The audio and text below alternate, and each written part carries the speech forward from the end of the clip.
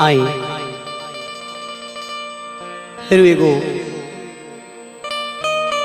विद्यापति जी के लय में अरवा सबके आध्यात्मिक गीत सुनावतनी।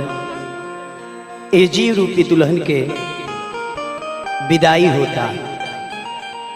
ए जीव रूपी दुल्हन का कहतरी